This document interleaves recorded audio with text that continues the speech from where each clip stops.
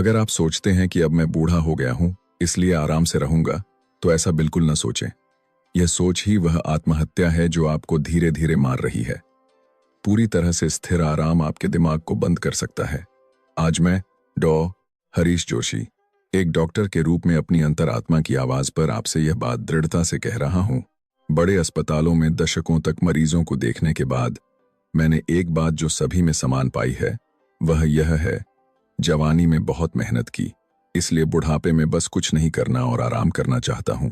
सब कुछ करना मुश्किल लगता है, इसलिए बस शांत बैठे रहना ही सबसे अच्छा है। आप में से बहुत से लोग ऐसा कहते हैं, कृपया इस खतरनाक सोच को अभी कचरे के डिब्बे में फेंक दें।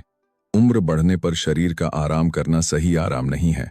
यह ठीक वैसा ही है जैसे कोई मशीन जंग खाकर काम करना बंद कर देती है।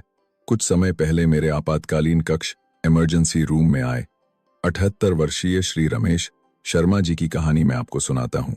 रमेश जी एक बहुत ही सज्जन व्यक्ति थे, जिन्होंने पूरी जिंदगी एक सरकारी कर्मचारी के रूप में ईमानदारी से काम किया और रिटायर हुए।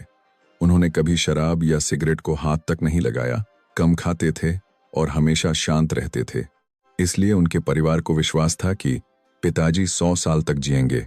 लेकिन एक सुबह रमेश जी सोकर नहीं उठे। जब उनकी बहू ने उन्हें हिलाकर जगाया तो उन्होंने आंखें तो खोलीं, लेकिन वह किसी को पहचान नहीं पा रहे थे। कुछ भी ऊटपटांग बोल रहे थे और हवा में हाथ हिला रहे थे। परिवार को लगा जैसे आसमान टूट पड़ा हो। वे यह सोचकर रोने लगे कि पिताजी को अचानक डिमेंशिया मनोभ्रंश हो गया है।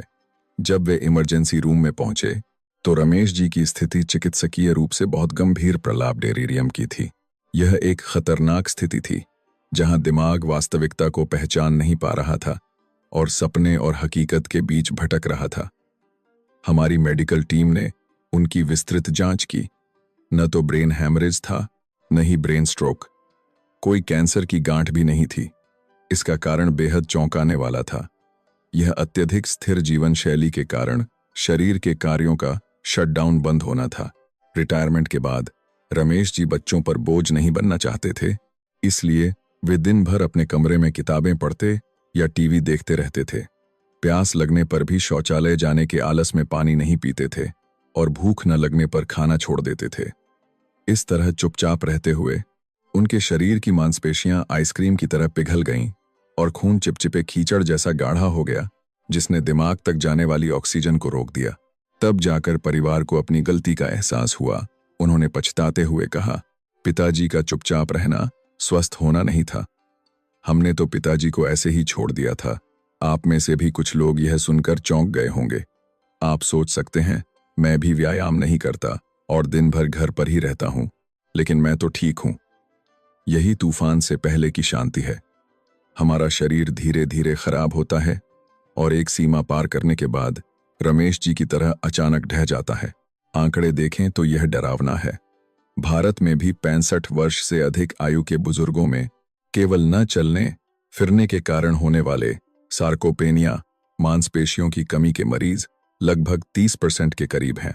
और जिन लोगों की मांसपेशियां इस तरह कम हो जाती हैं, उनके नर्सिंग होम या अस्पताल में भर्ती होने की संभावना 5 गुना अधिक होती है और मृत्यु का खतरा 2 गुना से ज्यादा बढ़ जाता है। यह केवल असुविधा का मामला नहीं है, यह जीने या मरने का सवाल है। सौभाग्य से रमेश जी ने मेरे साथ कड़ी मेहनत से रिहैबिलिटेशन पुनर्वास किया और अब उन्होंने अपना स्वास्थ्य वापस पा लिया है। रमेश जी ने अस्पताल के बिस्तर पर आंखों में आंसू लिए मुझसे कहा, डॉक्टर साहब, मुझे लगा था कि आराम से रहना अच्छा है। मुझे सपने में भी नहीं पता था कि यह यमराज के पास जल्दी जाने का रास्ता है।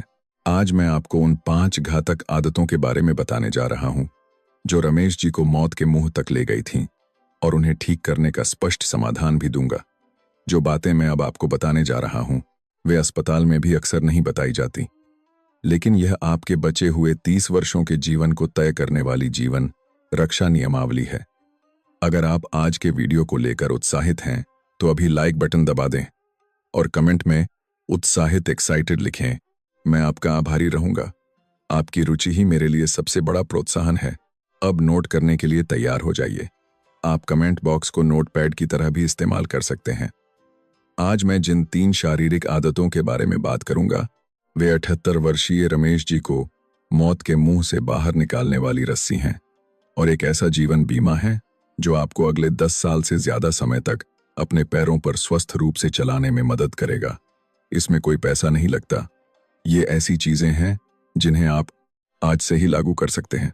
पहला समाधान, अभी अपने मोबाइल फोन में हर 30 मिनट के अंतराल पर अलार्म लगाएं और जैसे ही अलार्म बजे आप जो भी काम कर रहे हों उसे तुरंत रोक दें, उठें और 2 मिनट के लिए अपनी जगह पर ही कदमताल मार्च करें।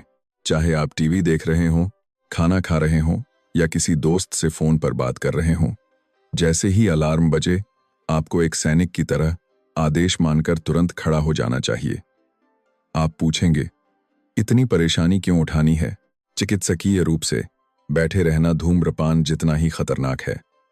विश्व स्वास्थ्य संगठन WHO ने लंबे समय तक बैठे रहने वाली जीवन शैली को उच्च रक्तचाप, धूम्रपान और उच्च रक्त शर्करा, हाई ब्लड शुगर के बाद दुनिया भर में मृत्यु के चौथे सबसे बड़े जोखिम कारक के रूप में नामित किया है। अगर आप दिन में 10 घंटे से ज्यादा बिना हिले डुले बैठे रहते हैं तो अकाल मृत्यु का खतरा 40% तक बढ़ जाता है। रमेश जी ने बिल्कुल ऐसा ही किया था। वे अपनी स्टडी में बैठकर सिर्फ किताबें पढ़ते थे, लेकिन असल में वह आदत उनकी रक्त वाहिकाओं, एड्स का गला घोंट रही थी। जब हम बैठे रहते हैं तो जांघों और पिंडलियों की मांसपेशियां काम करना बंद कर देती हैं। तब जो खून दिल तक वापस जाना चाहिए वह पैरों में नीचे जाकर जमा हो जाता है। जैसे रुका हुआ पानी सड़ जाता है, वैसे ही रुका हुआ खून जम जाता है और ब्लड क्लॉट खून का थक्का बनाता है। यह थक्का नसों में तैरता हुआ अगर दिमाग की नस को ब्लॉक कर दे तो ब्रेन स्ट्रोक होता है, और अगर दिल की नस को ब्लॉक कर दे तो हार्ट अटैक। लेकिन उम्मीद है, शोध के अनुसार अगर आप हर 30 मिनट में सिर्फ 2 मिनट के लिए उठकर हिलते डुलते हैं तो रक्त प्रवाह की गति सामान्य हो जाती है और नसों के ब्लॉक होने को रोका जा सकता है। अगर आप दिन में 10 बार भी ऐसा करते हैं तो यह 20 मिनट का व्यायाम हो जाता है। आपको अलग से जिम जाने की जरूरत नहीं है। आपको इन 2 मिनट के चमत्कार पर विश्वास करना होगा। दूसरा समाधान, हर बार खाने की थाली में अंडा, पनीर या मांस, चिकन, मटन जरूर शामिल करें और अपने वजन के प्रति 1 किलो पर 2 ग्राम प्रोटीन को दवा की तरह लें। उदाहरण के लिए, अगर आपका वजन 60 किलो है तो आपको दिन में 72 ग्राम प्रोटीन की जरूरत है। हिसाब लगाना मुश्किल है? मैं बहुत आसानी से बताता हूं। सुबह उबले हुए 2 अंडे, दोपहर में मछली या दाल का एक बड़ा कटोरा और रात में आधा पैकेट पनीर। इतना भी काफी है। सिर्फ चावल और अचार या केवल दाल रोटी वाला खाना अब बिल्कुल नहीं चलेगा। हमें प्रोटीन पर इतना जोर क्यों देना चाहिए? 70 की उम्र पार करने के बाद मांसपेशियां आपकी सोच से कहीं ज्यादा तेजी से गायब होती हैं।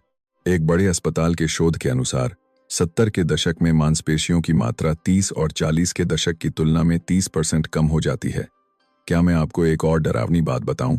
अगर आप सर्दी जुकाम के कारण सिर्फ 1 हफ्ता बिस्तर पर लेटे रहें तो मांसपेशियों की मात्रा 10% कम हो जाती है।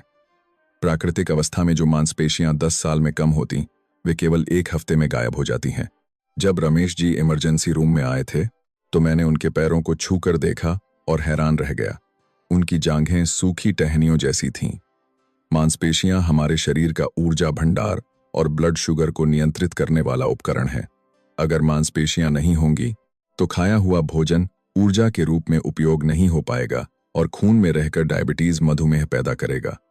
इसके अलावा मांसपेशियों से निकलने वाला मायोकाइन नामक पदार्थ मस्तिष्क की कोशिकाओं की रक्षा करता है, लेकिन अगर मांसपेशियां सूख जाती हैं तो यह सुरक्षा कवच गायब हो जाता है और डिमेंशिया का खतरा बढ़ जाता है।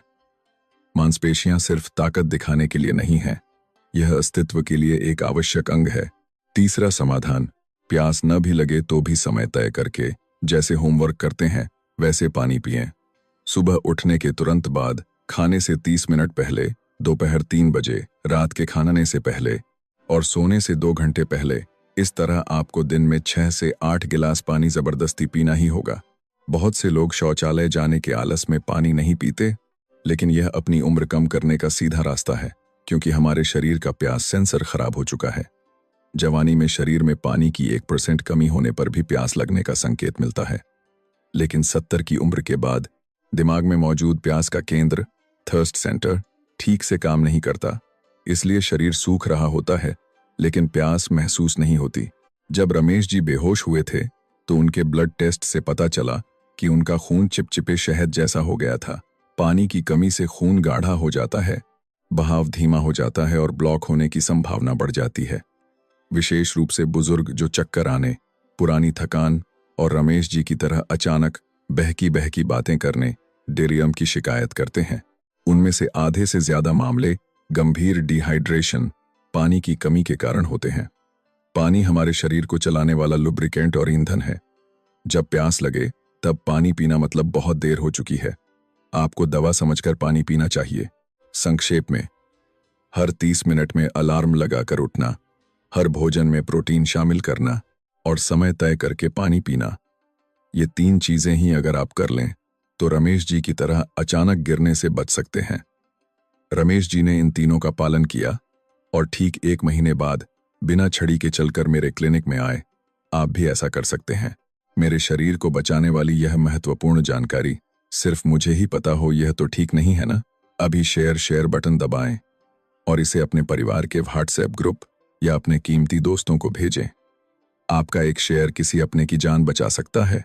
भले ही आप अपने शरीर को कितना भी स्वस्थ बना लें, अगर आपको आप बनाने वाला आपका दिमाग ही ढह जाए तो सब बेकार है। अब मैं जो 2 आदतें बताने जा रहा हूं वे आपके दिमाग और मन की रक्षा करने वाला आखिरी किला है। रमेश जी का शरीर केवल कमजोर नहीं हुआ था, बल्कि उन्हें लोगों को न पहचान पाने वाली स्थिति तक क्यों जाना पड़ा, इसका मुख्य कारण यही है। चौथा समाधान, भले ही आलस आए, जबरदस्ती बाहर निकलें और लोगों से मिलें। और अगर थोड़ा भी कम सुनाई देता है तो तुरंत हियरिंग एड कान की मशीन लगाएं। हफ्ते में कम से कम 2 बार पार्क, मंदिर, सत्संग या कम्युनिटी सेंटर, कहीं ना कहीं नियमित रूप से जाने की जगह होनी चाहिए।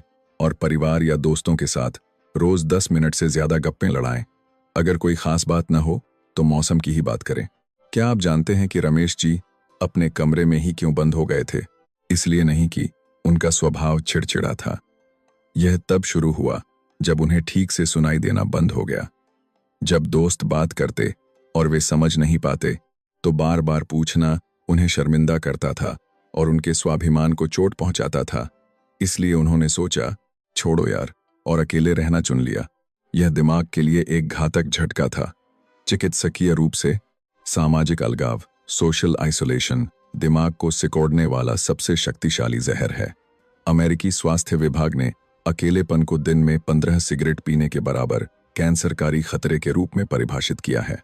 फ्लोरिडा यूनिवर्सिटी के दशक के दारी बारकी साल के शोध के नतीजे बताते हैं कि सामाजिक रूप से अलग थलग रहने वाले बुजुर्गों में डिमेंशिया का खतरा 40% तक ज्यादा था। हमारा दिमाग तब सबसे ज्यादा सक्रिय होता है जब हम लोगों से मिलते हैं, उनके चेहरे के हाव भाव पढ़ते हैं और बातचीत करते हैं। लेकिन अकेले रहने पर दिमाग का यह फंक्शन बंद हो जाता है। खासतौर पर अगर बहरेपन को नजरअंदाज किया जाए तो बाहरी उत्तेजना, स्टिम्युलेशन बंद हो जाती है और दिमाग की संज्ञानात्मक क्षमता तेजी से गिरती है। हियरिंग एड सिर्फ आवाज सुनाने वाली मशीन नहीं है, यह दिमाग तक उत्तेजना पहुंचाने वाला ब्रेन नर्व थेरेपी यंत्र है। जब मैंने रमेश जी को बहुत समझाया और हियरिंग एड लगवाया तो शुरू में उन्हें शोर पसंद नहीं आया, लेकिन अब वे कहते हैं कि दोस्तों की आवाज सुनकर जान में जान आई है। बातचीत होने लगी तो उनके चेहरे की रौनक लौट आई। 5वां समाधान, दिमाग को आराम मत करने दीजिए, कृपया उसे परेशान करें। रोज जिस रास्ते से सैर पर जाते हैं उसके अलावा किसी अनजान रास्ते पर जाएं। अगर आप सीधे हाथ राइट हैंडेड से काम करते हैं तो खाना खाते समय या ब्रश करते समय उल्टे हाथ लेफ्ट हैंड का इस्तेमाल करें। अपने पोते पोती से स्मार्टफोन पर वीडियो कॉल करना सीखें। अगर आप केवल जानी पहचानी और आरामदायक चीजें ही ढूंढेंगे तो दिमाग सख्त हो जाएगा। रमेश जी का दिन पिछले 10 सालों से फोटोकॉपी मशीन की तरह एक जैसा था। एक ही समय पर उठना, एक जैसा खाना खाना और वही टीवी कार्यक्रम देखना। दिमाग को नई जानकारी प्रोसेस करने की कोई जरूरत ही नहीं थी। मस्तिष्क विज्ञान, ब्रेन साइंस में न्यूरोप्लास्टिसिटी नाम की एक अवधारणा है। मस्तिष्क की कोशिकाएं मरने तक नई उत्तेजना मिलने पर नए नेटवर्क बनाती रहती हैं। यही दिमाग का फिर से जवान होना है। लेकिन अगर उत्तेजना नहीं है तो बने हुए नेटवर्क भी टूट जाते हैं। 2023 के डिमेंशिया सर्वेक्षण के अनुसार पढ़ने लिखने और सीखने के अवसर जितने कम होते हैं डिमेंशिया का खतरा 10 गुना तक बढ़ जाता है। इसके विपरीत जो लोग नई चीजें सीखने की कोशिश करते हैं उनके दिमाग में कॉग्निटिव रिजर्व नाम की एक इमरजेंसी बैटरी बन जाती है, जिससे डिमेंशिया के प्रोटीन जमा होने पर भी लक्षण दिखाई नहीं देते। दिमाग आलसी मालिक से सबसे ज्यादा नफरत करता है। अनजान रास्ते पर जाने से रास्ता खोजने के लिए दिमाग पूरी तरह सक्रिय हो जाता है। जिस हाथ का इस्तेमाल नहीं करते उसे इस्तेमाल करने से विपरीत दिशा का दिमाग जाग जाता है। परिचित चीजों को अलविदा कहना ही दिमाग को जवान बनाने का सबसे पक्का तरीका है। यहां मैं 2 अतिरिक्त टिप्स बहुत संक्षेप में जोड़ना चाहूंगा जिन्हें आपको छोड़ना नहीं चाहिए। दवाओं की जांच। अभी आप जो भी दवाइयां ले रहे हैं उन सभी को लेकर अस्पताल जाएं और एक बार दवाओं को व्यवस्थित करवाएं। रमेश जी के मामले में भी वे कई अलग अलग अस्पतालों में जा रहे थे, इसलिए एक जैसी पेट की दवाइयां और पेनकिलर दर्द निवारक डबल हो रही थीं। जो लोग 5 से ज्यादा दवाइयां खाते हैं उनमें दवाओं के आपस में टकराने से चक्कर आने या गिरने का खतरा हो सकता है। इसलिए साल में एक बार दवाओं की जांच जरूर करवाएं। हाथ की पकड़, ग्रिप स्ट्रेंथ बढ़ाएं। अगर बोतल का ढक्कन खोलना मुश्किल हो रहा है तो यह संकेत है कि आपके शरीर की मांसपेशियां खत्म हो गई हैं। हाथ की पकड़ पूरे शरीर के स्वास्थ्य का रिपोर्ट कार्ड है। जब भी समय मिले रबर की गेंद को दबाने और छोड़ने का अभ्यास करें या किसी रॉड पर लटकने की कोशिश करें। संक्षेप में, हियरिंग एड लगाकर बाहर निकलें और लोगों से बात करें। अनजान रास्तों पर चलकर दिमाग को परेशान करें और अनावश्यक दवाइयां कम करें। ये आदतें आपके दिमाग को साफ रखेंगी। अब हम शरीर और मन को बचाने वाले 5 मुख्य रहस्यों को जान चुके हैं, लेकिन जानने और करने में जमीन आसमान का अंतर है। अब मैं आपको बताऊंगा कि इन 5 चीजों को वास्तव में दिनचर्या में कैसे शामिल करना है। मैं रमेश जी का वह चमत्कारी 24 घंटे का टाइम टेबल साझा कर रहा हूं और आपके सबसे जिज्ञासु प्रश्नों का समाधान करूंगा। अगर यह वीडियो मददगार लग रहा है तो सब्सक्राइब बटन और घंटी नोटिफिकेशन आइकन जरूर दबाएं। आपका एक क्लिक मेरे लिए और भी उपयोगी स्वास्थ्य वीडियो बनाने में बड़ी मदद करता है।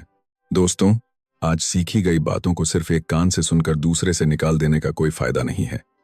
इसीलिए मैं आपको वह चमत्कारी दैनिक समय सारणी दिखा रहा हूं जो मैंने खुद रमेश जी के लिए बनाई थी। मौत के मुंह से लौटे रमेश जी पिछले 3 महीने से इसका पालन कर रहे हैं। यह जटिल नहीं है, आप भी कल सुबह से ठीक ऐसा ही कर सकते हैं। रमेश जी का पुनर्जन्म वाला दिन सुबह 7 बजे शुरू होता है। सुबह 7:00 आंख खुलते ही बिस्तर के पास रखा एक गिलास पानी पीते हैं। यह रात भर गाढ़े हुए खून को पतला करने वाला जीवन जल है। नाश्ता, उनका नाश्ता पूरी तरह बदल गया है।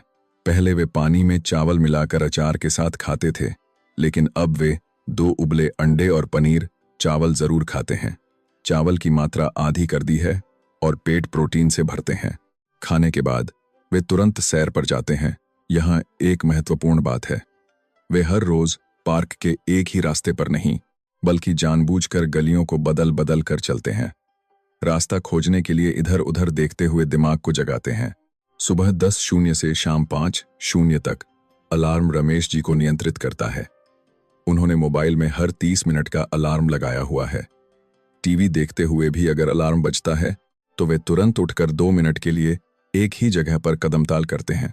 शुरू में उन्हें यह बहुत झंझट लगता था, लेकिन अब जब शरीर अकड़ने लगता है तभी अलार्म बजता है तो वे कहते हैं कि इससे उन्हें आराम मिलता है।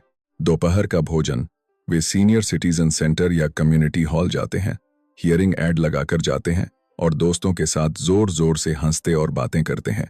लंच में अगर मांस, चिकन, पनीर है तो वे संकोच नहीं करते और अच्छी तरह खाते हैं। दोपहर का समय सीखने का समय है। दोपहर की नींद लेने के बजाय वे स्मार्टफोन निकालते हैं। आजकल वे यूट्यूब पर पुराने गानों या भजनों के बोल सुनकर लिखने, डिक्टेशन का अभ्यास कर रहे हैं। उंगलियां चलाते रहना और बोल याद करने की कोशिश करना दिमाग की कोशिकाओं को उत्तेजित करता है। बीच बीच में प्यास न लगने पर भी पानी की बोतल खाली करना उनका होमवर्क है, जिसे वे नहीं भूलते। शाम 7:00 के बाद रणनीति बदल जाती है। रात के खाने में वे मछली या दाल का एक टुकड़ा जरूर खाते हैं और पानी पीना बिल्कुल बंद कर देते हैं ताकि रात में शौचालय जाने के लिए नींद खराब ना हो। सोने से पहले वे अपनी बेटी को फोन करते हैं, आज सेंटर में क्या हुआ, दोपहर में क्या खाया। ऐसी छोटी मोटी गप्पें 10 मिनट तक लड़ाते हैं। अंत में बिस्तर पर बैठकर पैर उठाने, लेग रेज का व्यायाम 10 बार करते हैं और फिर सो जाते हैं। ऐसा करते हुए ठीक 3 महीने में रमेश जी ने अपनी छड़ी फेंक दी और उनकी याददाश्त का स्कोर भी सामान्य हो गया। आप भी यह कर सकते हैं, लेकिन जब आप इसे करने की कोशिश करेंगे तो कुछ चिंताएं हो सकती हैं। क्लिनिक में बुजुर्ग मुझसे जो 3 सवाल सबसे ज्यादा पूछते हैं, मैं उनका साफ जवाब देता हूं। पहला सवाल, घुटनों में दर्द है, क्या मैं स्क्वाट्स या चलने का व्यायाम कर सकता हूं? अगर घुटनों में दर्द है तो जबरदस्ती चलना या उकड़ू बैठने वाले स्क्वाट्स बिल्कुल नहीं करने चाहिए। जोड़ पूरी तरह खराब हो जाएंगे। इसके बजाय आपको ऐसे व्यायाम करने चाहिए जिनमें घुटनों पर वजन न पड़े। कुर्सी पर पीछे टिककर बैठें, एक पैर को सीधा करें और पंजों को अपनी ओर खींचकर 5 सेकंड तक रोके रखें। इसे दोनों पैरों से बारी बारी 10 बार करें।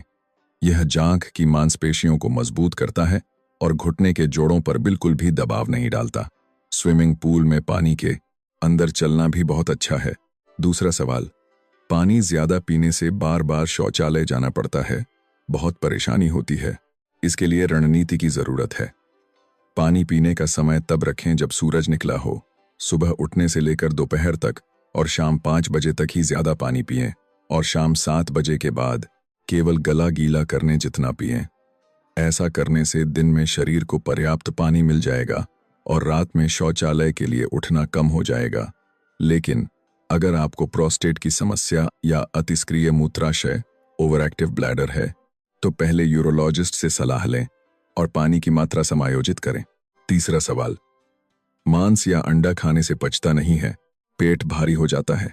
उम्र बढ़ने के साथ पाचन शक्ति कम होना स्वाभाविक है। मैं यह नहीं कह रहा कि आप जबरदस्ती भारी मांस खाएं। आप ऐसा प्रोटीन खाएं जो आसानी से पच जाए। पनीर या मछली का मांस रेड मीट की तुलना में बहुत आसानी से पचता है। स्टिम्ड एग भाप में पका अंडा भी बहुत अच्छा है। अगर मांस खाना है तो कीमा बना हुआ या बहुत अच्छी तरह उबला हुआ खाएं और साथ में पपीता या अनानास जैसे फल लें जिनमें पाचन एंजाइम होते हैं, तो बहुत आराम मिलेगा। एक बार में ज्यादा खाने के बजाय थोड़ा थोड़ा करके कई बार खाएं। अब बहाने बनाना बंद करें। घुटने में दर्द है तो बैठकर व्यायाम करें, पचता नहीं है तो पनीर खाएं। तरीके बहुत हैं, महत्वपूर्ण यह है कि आप करते हैं या नहीं। जैसे रमेश जी ने किया, आप भी आज से ही शुरू कर सकते हैं। आज का वीडियो देखने के बाद जो लोग सोचते हैं मैं भी रमेश जी की तरह आज से ही अमल करूंगा, वे कमेंट में अमल एक्शन लिखें या सिर्फ नंबर 1 भी लिख सकते हैं। आपका यह छोटा सा संकल्प 3 दिन में खत्म न हो जाए, इसके लिए मैं कमेंट में आपका उत्साह बढ़ाऊंगा। और कमेंट बॉक्स में एक दूसरे का हौसला बढ़ाएं तो ताकत दोगुनी हो जाएगी। चलिए साथ मिलकर स्वस्थ बने। इतने लंबे समय तक मेरी बातें सुनने के लिए बहुत बहुत धन्यवाद। आज मैंने जिन 5 आदतों पर इतना जोर दिया, अगर वे आपको याद न रहें तो मैं उन्हें केवल 3 पंक्तियों में संक्षेप में बता देता हूं। इसे कागज पर लिखकर फ्रिज पर या जहां सबसे ज्यादा नजर पड़ती हो वहां चिपका दें। हर 30 मिनट में अलार्म लगाकर जरूर उठें और खाने में प्रोटीन जरूर शामिल करें। बैठे रहने का समय मरने का समय है और हिलने डुलने का समय जीने का समय है। केवल रोटी सब्जी न खाएं, एक अंडा ही सही। ज्यादा खाकर अपनी कीमती मांसपेशियों को बचाएं। प्यास लगने से पहले पानी पिएं और आलस आने पर भी बाहर जाकर लोगों से मिलें। प्यास लगना मतलब शरीर का SOS सिग्नल बंद हो चुका है। समय पर पानी पीकर खून को दौड़ने दें और अकेलापन सिगरेट से ज्यादा हानिकारक है। हियरिंग ऐड लगाकर ही सही बाहर निकलें और हंसें, बोलें। जाने पहचाने रास्ते को छोड़कर अनजान रास्ते पर चलें और दिमाग को परेशान करें। आराम दिमाग की कब्र है। हर दिन नया रास्ता, नई सीख से दिमाग की कोशिकाओं को जगाएं। दोस्तों, 70 की उम्र जीवन को समेटने का समय नहीं है, यह दूसरे जीवन को खिलाने का समय है। कार को भी 10 साल चलाने पर उसके पुर्जे बदलने पड़ते हैं और तेल डालना पड़ता है ताकि वह और चले, है ना? फिर यह तो आपका शरीर है जो 70 साल से बिना रुके चल रहा है। अब इसे थोड़ा और ध्यान से तेल पानी देने और देखभाल करने की जरूरत है। इसे परेशानी मत समझिए। बुढ़ापे में बीमार होने पर सिर्फ आप ही परेशान नहीं होते, बल्कि आपके प्यारे परिवार का मन भी बीमार हो जाता है। लेकिन अगर आप स्वस्थ हैं तो आप भी खुश रहेंगे और बच्चों के लिए भी यह सबसे बड़ा तोहफा होगा। रमेश जी का अपने पोते का हाथ पकड़कर पहाड़ चढ़ने का वह दृश्य ही वह सबसे बड़ी विरासत है जो वे अपने बच्चों को दे सकते हैं। आज ही सब कुछ बदलने की कोशिश न करें, बोझ मत लीजिए।